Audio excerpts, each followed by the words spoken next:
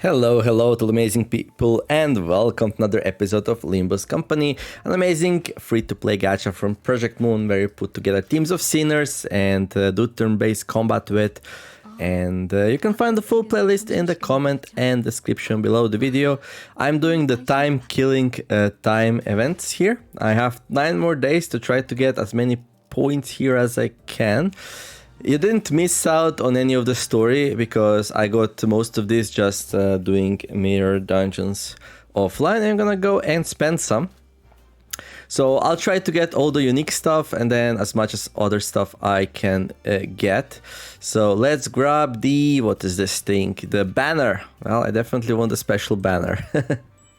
And then what is this thing? An outline for the account. Yeah, let's get all the collectibles.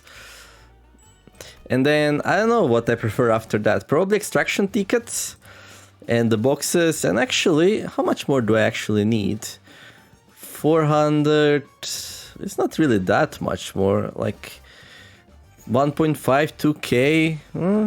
Way less if I don't grab the threads, which I have, well, truckloads of. Alright, let's go for these.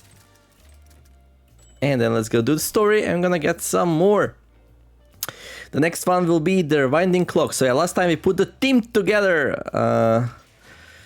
The District 20, Eurodui, Honglu, and Ryushu. And also the third person was whom? I forgot. Otis, I think, right? Yeah, I think it was Otis. Alright, let's just go. Go.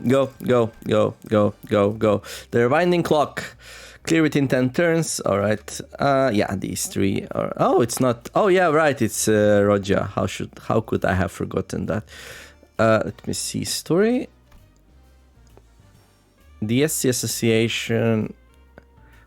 Oh, this one's not leveled though. Whoa, we should level it. We should level it. Did I play any fights without leveling it? That was definitely a mistake. Okay. Bam. There we go. And let's uptie it. Nope. What did I just do? I clicked the wrong button.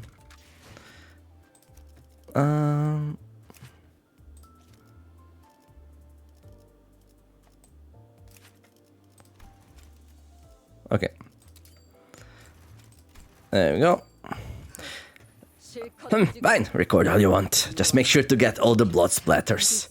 Well, we're gonna try our best. Identity uptight.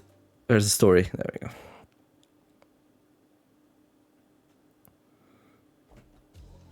T-Corp staff standard issue weaponry. A rice cooker that doubles as a slow cooker for a hearty beef stew. Cute chicken shaped plush. Lollipop candles of various flavor too. All kinds of items are on display in each stall. At this famous bartering market of the Eurodui underground hideouts. The child came here to trade for an item of great importance. That is why she scrounged for every single leftover screw she could find after building her invention. 4 screws for a box of 6, aren't they of equivalent worth? Ha, nonsense. This box is packed to the brim with 6, I'll have you know, 7 screws. The Eurodui merchant shakes his head, but the child wasn't going to back down just yet. She showed the screws on her palm closer to his face and declared, 4, 6, and that's with the discount for being one of us, lass. 4, 5, I won't go any lower than that, alright? 4, refuse again and I'll sink. Perhaps the child's glare intimidated him. His eyes began to wander in search of something he needed. Something she would be happy to take care of in return for the box of 6. They came to a sudden stop on his radio that broke down some time ago. His attachment radio. Wait, just hold on a moment. How about this? Don't need to pay me with screws. Yeah, just get this broken radio working again and I'll give you the whole box. Oh. Great, so I did try my hand at fixing it, and from what I can tell, it's a wiring problem down here. Ah! Just as the merchant was starting to explain what was wrong with the radio, the child pulled out a massive spanner from somewhere and began smashing the merchant's radio with it. Clang, clang, clang, the heavy sound of metal slamming into metal, something one wouldn't expect to hear outside places like the workshops, was more than enough to freak out the merchant. He jumped from his seat screaming and tried to stop the child, but it was too late. What the hell, lass? Look, it's completely busted. Look harder. The merchant, after a moment of silence for his crushed radio, dejectedly reached out and pressed its buttons, and exclaimed with joy, Well, that worked. You can always trust percussive maintenance to do this job. I remember those old TVs that you had to, when it starts breaking down, you had to smack it with the palm of your hand on the side for it to start working again. That reminds me of that. The child was no longer interested in conversing further with the merchant, no matter how happy he looked as he tinkered with the radio. She was now looking at the other child, who was eyeing the sundry lollipops on display at some other stall. She took a box of cigarettes from the merchant before kicking the other child in the shin. No more lollipops, time to give me a job now. You know, I'm technically your captain, right? How come you've always kicking me to get my attention? You're so mean. The child protested with a lollipop in his mouth and rubbed his shin in pain, but his expression made it quite clear that he didn't really mind his small violence. In fact, it appeared that the other child was used to such treatments from her. He nonchalantly produced a bundle of paper from his overcoat and placed it in her hand. I would appreciate it a lot if you could come to our hideout to pick up your next assignment. Anyways, I trust that you like to take care of the lists just as well, right? Your appreciation is NOMB. The targets you gave me last time were too bland. I barely felt anything from bashing in their skulls. Then you'd like this one. Your next target is a bigwig, an actual industrialist, the proprietor of the biggest factory in the area. The child's lips slowly curled into a smile as the other child continued to explain her target. The child, now outside the Urdui hideout and weapon in hand, slowly stalks her target. The look of unsuppressed elation is clear on her face. Hong Lu, that brat, he finally fished up something exciting. In her hands is a piece of paper that they called the list. Names of those who exploited the weak and the downtrodden, filled with the paper from corner to corner, barely leaving any white paper to be seen under all that ink. The child's current target was on the list. It's such an artistic ecstasy to watch the look of someone who's never experienced shortened time have their time taken from them. This child didn't have some grand just purpose in mind when she picked up that list. She doesn't really care about redistribution of wealth or making sure that no one goes hungry either. The heinous acts of evil men was none of her business either. In fact, even the Urdui ideology was none of her business. She just enjoyed cutting their halves short, whether it was cutting their time short or their lives. ROW is the AOS. The child suddenly breaks into a sprint after passing the flickering streetlight. The child swings her spanner, albeit at an oddly slow speed. If someone with a lot of time were to see it, they would even be able to tell the exact trajectory of that swing. But the rich man still failed to dodge her assault, as she swung it at a meticulously calculated angle that left no room for him to move. A whitey blunt noise briefly echoes through the alley. The child grins satisfactorily as she places the cigarette she traded for between her lips. She'd extracted quite a bit of time from the target. That's when she noticed a brief flashing light next to the streetlight. 80 Corp surveillance camera. That recording one of this piece of chart of justice. The child furrowed her brows and swung her spanner again, this time at the camera. The surveillance camera promptly drops to the ground. Now, isn't this much better angle? Alright, well, Yushu was always one for violence, so it's not surprising that ended that way. And let's go and check out Hong Lu's thing. Did I update it? I did. So now we can go to the story. Time killing time. Is it time to think? The rewinding clock. Yeah. I wonder how long will I only have 3 people in my team. Retreat! Hey, participation trophy. Participation trophy? Is he talking to me? How on earth did you do that earlier? Tick tock, and voila! It seemed to me that you rewound the time and unwounded your friends. I've never seen a tag that could rewind time like that. Well, that's trade secret. Ask and you shall receive pain. Fascinating. Aren't you terrified of time? As far as I'm aware, there's practically no way to rewind time for a singular entity that exists in an open, unenclosed area. Either that or my study didn't reach as far as I thought it did. Wait, no. That's actually a very serious problem, Dan. I was very desperate, you know. It's very unlikely that I missed anything. You know, what else is a serious problem? The fact that we were wasting our time chatting about inane stuff while they're all getting away. Come on, Dante. Hold on, inane stuff. This is extremely serious. Its importance is absolutely incomparable to what amounts to arresting a few small fry revolutionaries.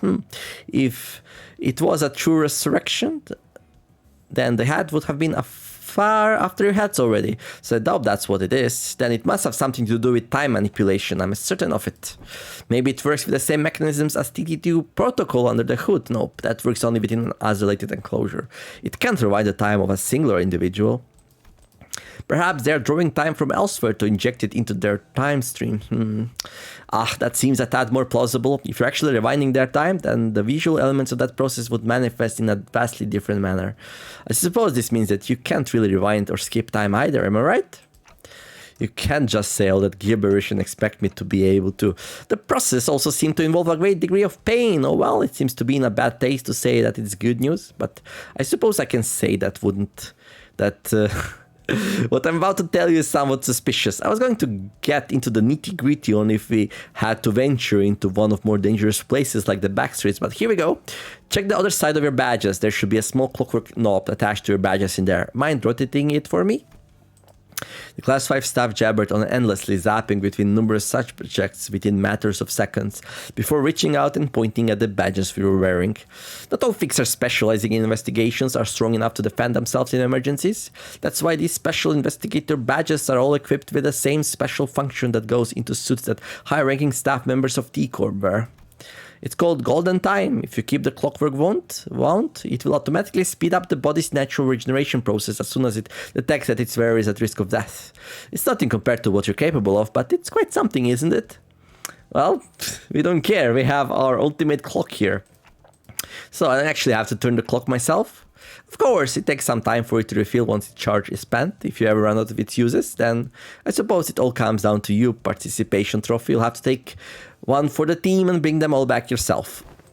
You're willing to do that, but not willing to help us before we get torn to shreds? I prefer that. Good. Right there, let's go after them then. Sometime later. Where did they run off to? I'm pretty sure they came in this way. No more tracks. We wasted too much time on his boring lectures. Hey, assistant, are you sure it's okay for you to just saunter behind us like you're out on a picnic? Why would I run? I hate running. It's literally your job to arrest your DUI, isn't it? It is though, but my job at this precise moment is to keep my eyes on you and your investigation regarding the case of killing time. Not making your DUI arrests. But you're a T-Corp employee. Okay, fine, let's say that I decided to run instead of walk and help you capture those URUI rascals. Well then, will T-Corp suddenly stop having problems just because they're gone? Will this place suddenly transform into some kind of humanitarian paradise? Not to mention that as long as their leaders runs free, they'll go back before you know it. Excuses, then, KTA. If you do kill them all, that only opens up room for a Verse Syndicate to take their place. So what exactly are we doing here then, if we are not going after them to dispose of them? If that happens, that collector friend from earlier might end up suffering from something much, much worse than having to stop and search random passerbys. Not to mention that I'll be getting muscle cramps from all the running. Besides, isn't your friend one of them? Weird, I thought you wouldn't want me to arrest them. Right, I thought Roja would be a bit happier to be reunited with the Urduai. Well, since it looks like the trail's gone cold, let's go back to the stop and search lady and ask if she noticed anything suspicious since we left. Fine. The T-Corp employee we met earlier was still standing completely inert, not moving a muscle. Poor woman, I can't believe she's still on duty at such a late hour. Such is the life of a laborer. No, they got her. I can't even hear her breathing. That's the Time Reaper's MO. The Time Reaper got to her that fast. She's in a state of absolute stillness. A death-like state achieved without a thimble of blood on their hands. What a misopopic art. Though she may be in a state of stasis to those of us watching from the outside, for her this must be as brief as a blink of an eye. What do you think the culprit's trying to do with all that time? Guys, this is a crime scene. Let's try not to touch the body. I mean, the victim. Whoa, look, there must be some sort of spatial temporal displacement superposition phenomena going on here. She's entirely incorporeal. Is this seriously the time to... Roger, there, up ahead! I whipped around, noticing the now familiar sensation of a distortion, and caught a brief glimpse of a suspicious figure slowly slipping into the fog. You, stop! You should think you can catch up? I'm not your hunting dog, but sure, I'll entertain you, just this once. Oh, she's pretty fast. Yusha sure moves fast when she finds something interesting. It's been a while since I've seen people like you, the kind who sprint forward with their eyes fixed on their horizon. Here, everyone only ever looks down, their necks bent and gaze locked to the ground, watching their own feet take their halting steps. I suppose they only ever look up to check the time on the clock towers. But there must have been a time where everyone walked tall. I think I know what that is. It's because they all learned helplessness. Because they realize that even if they run till their lungs burst, nothing will change. That doesn't matter. Yeah, not everyone can run like Mersault. Learning to maintain a stable breathing rhythm is not easy. Ahaha, that's not what I'm talking about. Wait, take a closer look at her face. Remember? It's the same face she was making earlier when she shouted it's a stop and search. Yeah, maybe she saw someone suspicious, approached them for a stop and search and got ambushed. We should ask her when she recovers. But we don't know when she'll recover. Sometime later. Catch! Are you sure you captured him alive? Hey, Risha, doesn't he kinda look a bit different from the mysterious person that got away? He's clearly wearing something different. Besides, he's one of the Eurodui we already ran into. Clothes are just husk that can be cast off at any moment. He started running as soon as our eyes met. Hey, rise and shine. Am I the suspicious one? Anyone would run if someone like you started sprinting after them with that big sword in your hands? Ha, I have many ways to crush the truth out of you. First, no dismembering. This is the Eurodui turf. You'll soon regret dragging me down here. I prepared this secret weapon just for this occasion. Well, watch out! But nothing happened. What was that? One of the 5 greatest inventions of the Eurodui E.G.O branch, the portable adjustable frequency periodical lightning apparatus attachment soundware generator. This will call every single Eurodui in its range to this exact location. There, see what I mean? You see the problem prevalent among inventors? They never know when to stop when it comes to naming their inventions. You'll pay dearly for smacking me in the back of my noggin. Well, finally his friends arrived and we can battle. It's a non-focused encounter. I see, I must pre-record these encouraging lies for manager of an unknown space-time. Oh my, I was not aware that the recording had already started. So this is my announcer Angela from Lobotomy Corp, a strategy game I played in the same universe. You can find the link to the playlist in the description, together with the link of the second game this studio made called Library of Ruina. And yeah, I would fully recommend it. Anyhow, this is a non-focused encounter, so best I can do is click this button and maybe at some point use some E.G.O manifestations if I feel like it's necessary, but I expect this fight to be pretty nice, simple and easy, so probably not gonna be needed. A little bit of bad luck here, but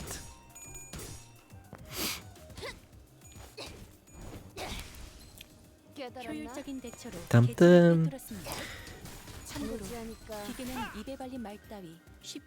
So the most interesting part of this game are the boss encounters, where you can choose who goes where and when and stuff like that.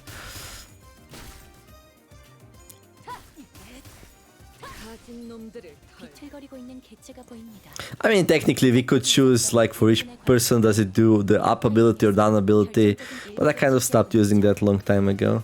I guess the strongest thing I can do if somebody has a high chance of losing the clash to tell them to defend instead, but yeah, everyone's like either favored or unopposed, so no need to do that. But yeah, it might seem like, especially if you're first time here, that this is like a very a fight where we don't really control much, but yeah, when it is necessary there are ways to control it, so just saying.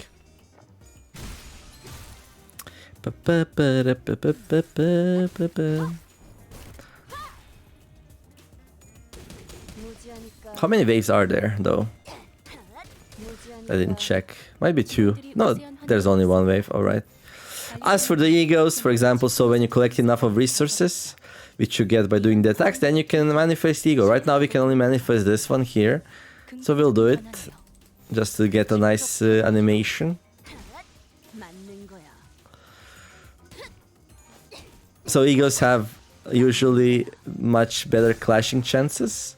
They have various effects for enemies or the team. This is the first time we see this one though, I don't know. Ta-da! Transformation complete. Ha! You with a boatload. But they usually do less damage though, so just use them to win clashes. Clashes is like a fight where it determines who lands a hit. It's like a pre-fight thing. We should show them what happens to those who resist the greater cost. Who should we target next? Well, I don't know. Whoever comes running at us, I guess. A trail gone cold. Enter. Oh. Oh, this is the poor woman that got time stolen from the person we are chasing. Oh, see if we got struggling here. This is very unlikely to win a clash, so we're gonna use defend instead, so we don't take damage. Angela here, like, talks a lot about Lobotomy Corporation, their first game. Like, lore that you will only understand if you either played it or watched it. But I like Angela, so I'm gonna keep her around as a commentator for a bit.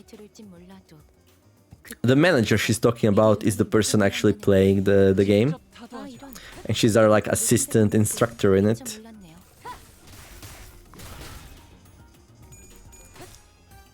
Go, go! Win! We have story to finish and resources to collect and all that good stuff. The railway 4 is coming soon, and I am not gonna be done with this like time killing time thing before it arrives, sadly. So yeah, I wonder if I'm gonna like lag behind again. Although I'm pretty happy with my team, and there are other games to be played. It's always such a hard decision what to do. I used to play this game a lot, and these days I just you know, play it here and there, or just like do... She is chatty though, isn't she? And these days, like, I play it way less, but I still like to play it from time to time. And yeah, I mostly just do like a little bit of a grinding by doing other stuff on my PC.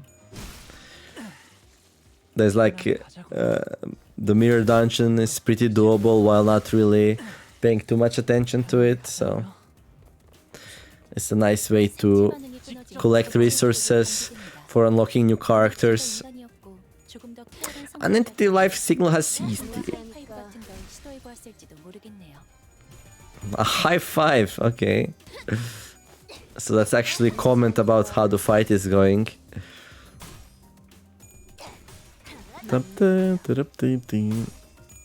Go, E.G.O! Smack them. That wasn't really that much damage. But like, I have to use these identities to get the bonuses, so... Then, the more bonuses I get here, the less I actually have to do the mirror dungeons, and yeah. Bam! Hop! Nice job! Guard, you can guard, but... it's not gonna help them. Here, please have the upper hand. This is clear evidence you have been taking my advice seriously. Yes, I was. I'm glad you consider it a positive development. Is this the last one? You're the culprit! Exclamation mark. They're all running away though. We're not really killing them. We are winning the fight though.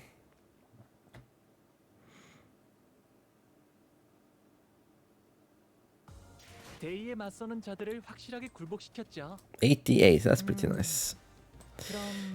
And then we got, how many more do we need? 8 out of 15, getting there. The Dying Detective. Okay. Insufficient and can fall in. Yeah, sure, I'm gonna recharge it. Okay, I'm gonna turn one to module right away so it starts filling up again. There you go.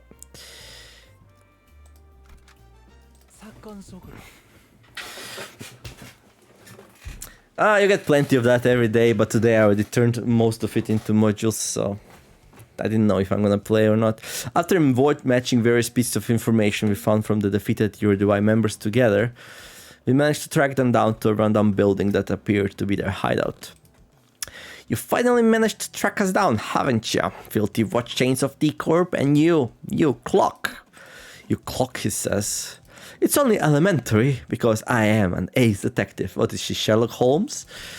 Roger exclaimed triumphantly as she flicked her hair back, but I sensed the smallest hint of uncertainty in her voice. Yep, we're all ace detectives. I admit we shouldn't have let you track us down, but you don't look too strong. It is a foolish move to fight a lion in his den. I hope you've prepared yourself. Don't you worry about our butts. We've got the class 5 stuff with us, you know. Oof, that dude, I don't know how useful he will be. I can deduce a few things about you. 1. That pants outfit, that aloof look on his face, I see. It's like you're not lying that he really is a class 5 staff. 2. You're absolutely shameless for bringing a class 5 watch chain to a rundown hideout like this. Why does this have to do anything with shame? I don't know about shame, but this place sure is run down. Right, how about this? I'll see this one out just for the sake of fairness. It will be like cheating if I were to take part in this fight, yeah? That's a fair proposal. Fine, accept your offer. Do we not get a say in any of this? Well, he's been missing all the fights so far, so no surprise there. 2 waves this time, okay.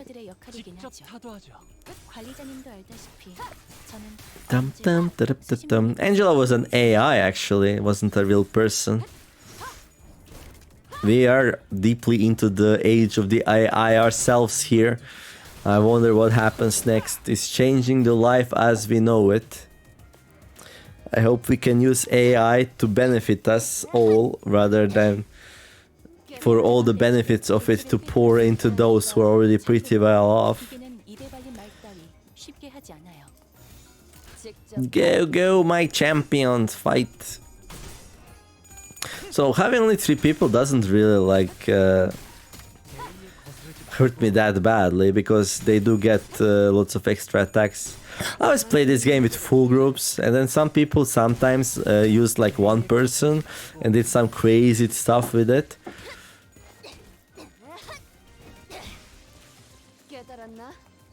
Because of how the game mechanics work, there is like some advantages to having a single person. But then you only have 1 HP pool, so it's also kind of dangerous, isn't it? Yeah. It's more like a challenge kind of thing, I guess. Chop, chop, chop, chop, chop. Go, go. Weight of knowledge. Oh, she's a pretty strong ID. Do we have any AoEs ready? No. Can't believe we don't have like ability to use even a single like E.G.O manifestation. We have very specific like abilities. So all these abilities in the game, they can be like of 7 different colors and types. Cold sins, and yeah, each time you use an attack of a certain color, you get a resource for it. And then the E.G.O manifestation, the special attacks we can do, they require a certain combination of these resources. And it seems like these 3 characters just not generating the resources we need to enable anything, which is weird, but it is what it is. Or maybe I just didn't equip them, that could also be it. I should check if I equipped the E.G.Os. Maybe I didn't, I don't know. Well, I have some equipped. What's this? The Ramshank. Oh, Ramshank's actually pretty good. But I don't think we're gonna get that far. Oh, I actually didn't. I shouldn't queue it up. Whoops. But they'll die before that would even happen anyway, so... Can we get something tougher to fight against, please? A focused encounter, that would be wonderful. Be careful what you wish for. Yeah, I know. There are some kind of hard fights in this game, but mostly it's easy-ish. The railways are actually the hardest ones, I feel like. Especially with the time limit for the bonus that's usually involved in the whole thing. Oh, I actually would use the Rhyme Shank. Oh well. Oh well, it is what it is.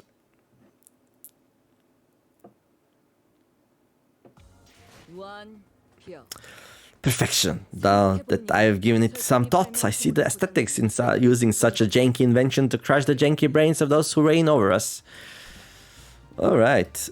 Actually, this would be a nice place to finish it. If you enjoyed this, don't forget to like and subscribe, and make sure to check out like other videos. I have plenty of videos of this game, and yeah.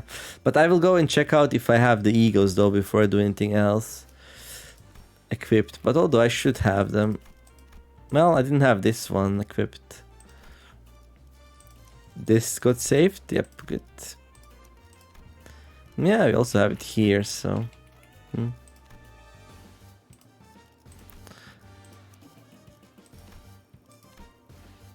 Maybe change them up around a little bit. Maybe the other one's a little bit easier to generate the resources for. I don't know. Okay. But we'll end it here, and I wish you all to have a wonderful day, do some nice things, be kind to each other, and let's make the world a better place together. Thank you all for watching, and I'll see you in the next episode of Limbus Company, where we're gonna continue the story and continue unlocking the resources here. Almost done with... Oh, we're actually done with that one. There we go. And yeah, see you in the next one. Thanks for watching. TheNeomare signing out. Bye bye.